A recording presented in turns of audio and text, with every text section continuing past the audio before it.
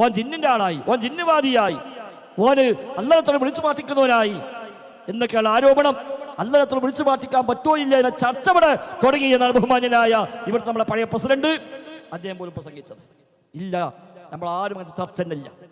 TP. Abdul Khader മദനിയോട് എല്ലാ ബഹുമാനം നിലനിർത്തിക്കൊണ്ട് പറയാനുള്ളത്, ഇല്ല സാർ, അങ്ങനത്തെ ചർച്ചയേ ഇല്ല.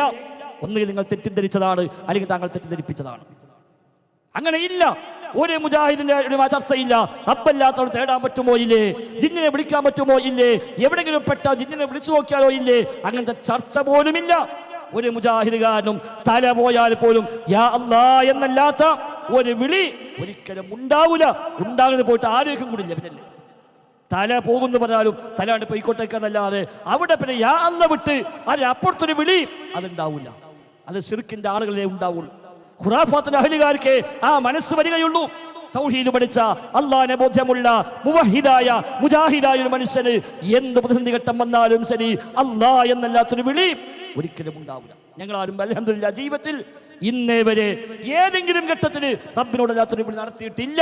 മുജാഹിദായതിനു ശേഷം അങ്ങനത്തെ ഒരു വശത്തേക്ക് ആലോചന പോലും പോയിട്ടില്ല.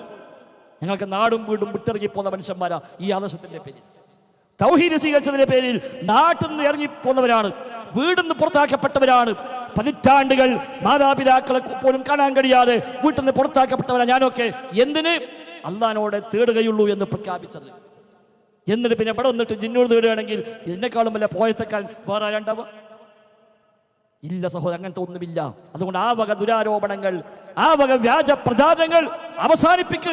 റമദാൻ മാസമാണ് വരുന്നത്. ഇല്ല കഥകൾ പറഞ്ഞ് ഇങ്ങനത്തെ ദുരാരോപണം ഉന്നയിച്ച് വെറുതെ സമയം കളയേണ്ടതില്ല, ആയുസ് കളയേണ്ടതില്ല, ഊർജവും സമ്പത്തും പാഴാക്കേണ്ടതില്ല.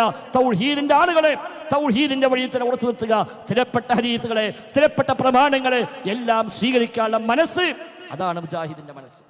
അവിടെ അർഹതയില്ലാത്ത പതിരെയും ഐക്യത്തിന്റെ പേരും പറഞ്ഞ് തിരികെ കയറ്റി കൊണ്ടുവന്ന് മിമ്പർ പോലും ഓഹരി വെച്ച് സ്ഥാനമാനങ്ങൾ ഓഹരി വെച്ചപ്പോൾ പല ഹദീസുകളും അന്ധവിശ്വാസമായി മാറി, സ്ഥിരപ്പെട്ട പലതും അസ്വീകാര്യോഗ്യമായി മാറി.